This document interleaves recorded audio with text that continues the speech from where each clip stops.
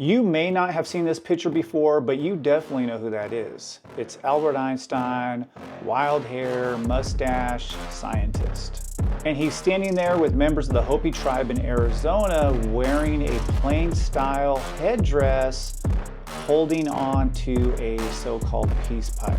At first glance, people might think it's cute. Hey, look, even Einstein loved and respected native culture. But if you know anything about the Hopi culture, you can see there's something immediately wrong with this picture. The Hopi are not a tribe from the Great Plains. They are a Pueblo people from the Southwest. Traditional Hopi regalia looks nothing like that headdress that Einstein is wearing. In fact, that headdress and that style of pipe are tied to other indigenous nations and other ceremonies. And they are earned through immense responsibility, not just handed out as a prop, even to a famous visitor. So what is this photo really showing us? It's showing us the stereotypical ways that non-native society has been taught to see indigenous peoples. And that's what this episode is all about.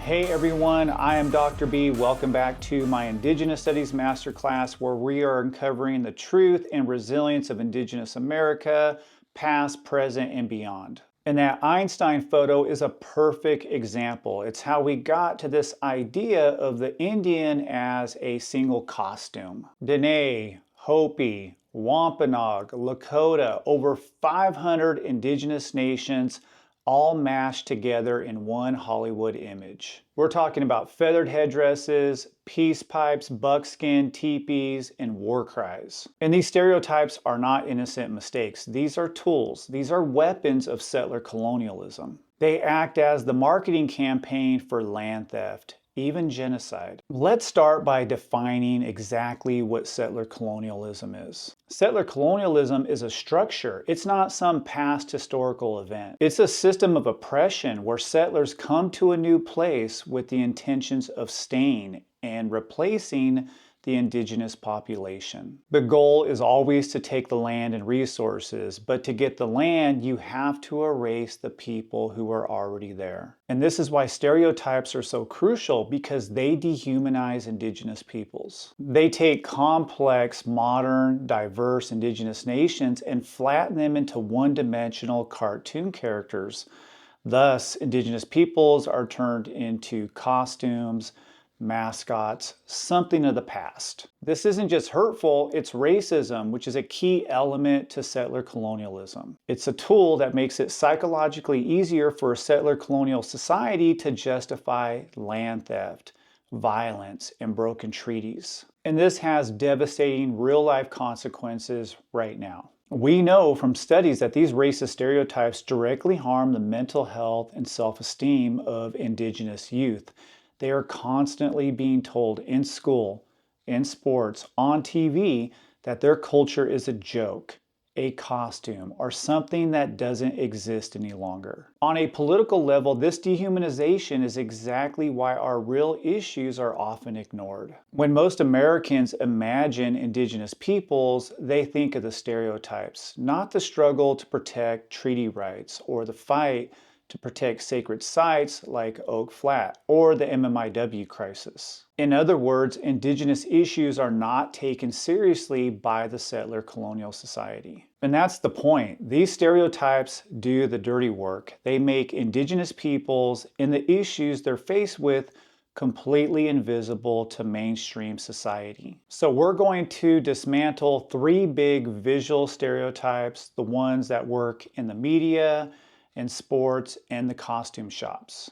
And this isn't just about correcting facts, it's about seeing how these stereotypes have dehumanized indigenous peoples and justified the settler colonial project, which was to steal indigenous land and resources. First, and maybe the biggest myth of all, is that there's just one Indian culture. I've heard people say Indian religion or traditional Indian clothing, Indian languages, as if all native people share the same set of beliefs and practices. But in reality, there's over 570 federally recognized tribes here in the United States alone. Indigenous cultures are not a monolith. There are literally thousands of unique indigenous communities across the Americas. Now, indigenous peoples do share some commonalities, but we're talking about hundreds of different languages, oral traditions, ceremonies, rituals, and social practices. Let's just talk food. It's a great example. On the East Coast, traditional Haudenosaunee food is all about the Three Sisters: corn,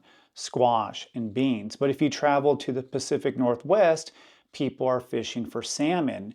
You go to the Southwest, you've got the Pueblo oven bread, green chili stew. Go to the northern Great Plains and you have bison. Some indigenous communities were matrilineal, others were patrilineal. Some were hunter-gatherers, others were agriculturalists. Indigenous peoples lived in the desert, the forests, the tundra, and the coasts. We're talking about, again, hundreds of different languages, governance structures, and creation stories. The diversity of indigenous cultures is absolutely incredible. So why is the pan-Indian stereotype so useful for settler colonialism? Because if you flatten 574 indigenous nations into one Indian stereotype, it becomes much easier to ignore the specifics. You know, those important things like honoring those nearly 400 treaties that you signed with indigenous nations? The United States federal government didn't sign a treaty with those Indians. It signed hundreds of specific treaties with specific indigenous nations. And erasing the complexity of indigenous sovereignty is a convenient way to sidestep your nation-to-nation responsibility, the trust responsibility to these tribal communities. This brings us back to the Einstein photo and that headdress. This is the Plains Indian stereotype that turned indigenous cultures into a costume. Because of Westerns in the movies and TV or the Wild West shows which focused on the 19th century Plains Wars,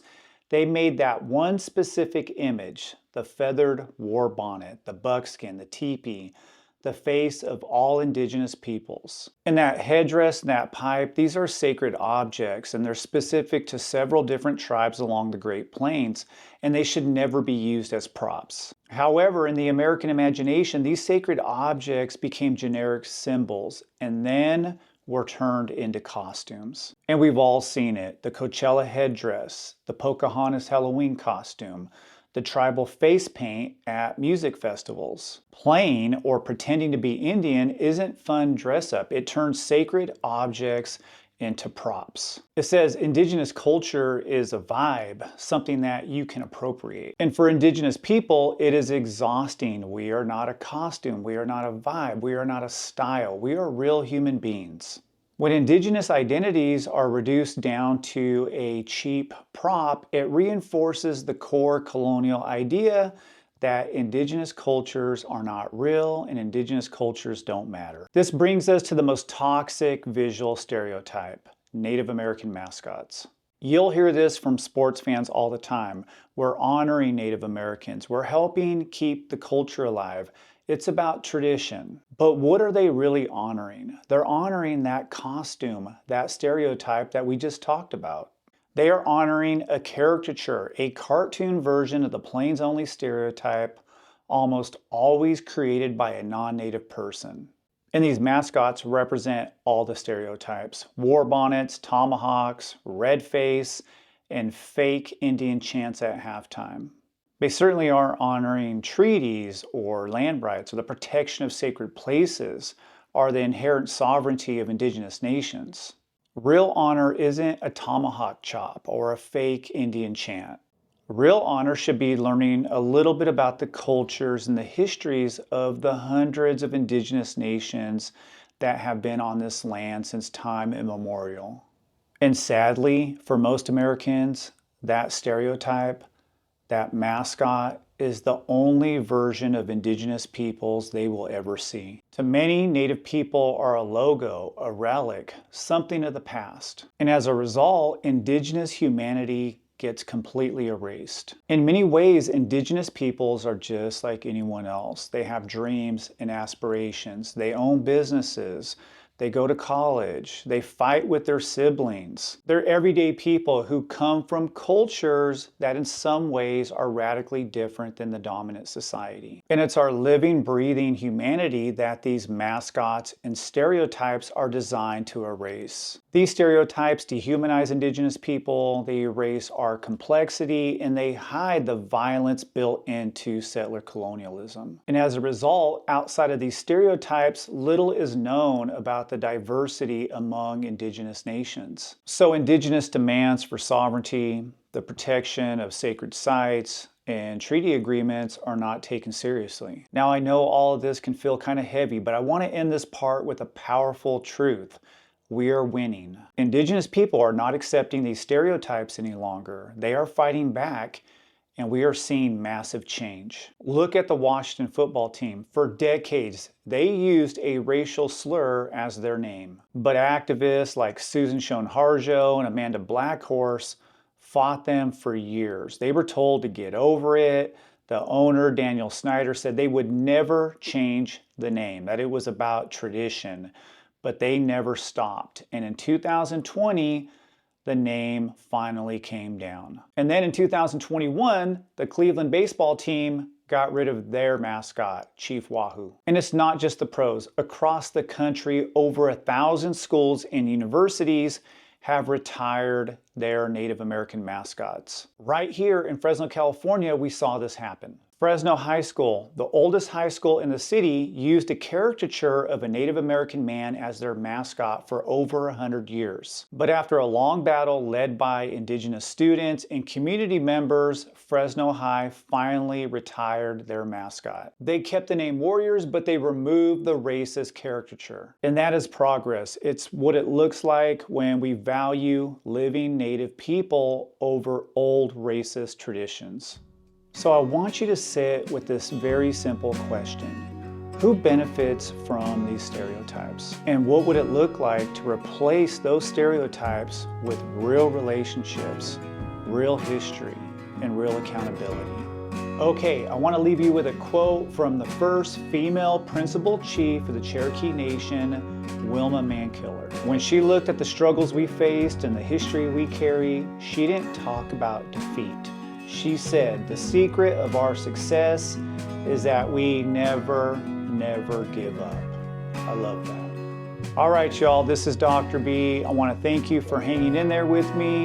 If you're watching this on YouTube, please like and subscribe, leave a comment below. If there's anything that we discussed in today's episode that's unclear, feel free to ask and I'll do my best to answer any of your questions.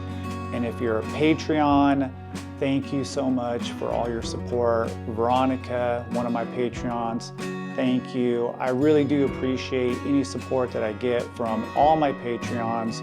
I enjoy doing this work and I can't wait to bring you guys more in this Indigenous Studies Masterclass.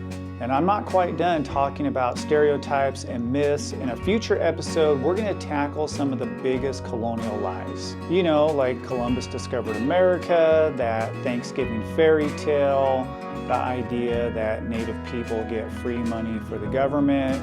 We got a lot of stereotypes and myths out there that we need to bust. For now, go look up a contemporary Native artist, author, musician, or creator and replace those dehumanizing stereotypes with an actual Indigenous person. See you in the next one.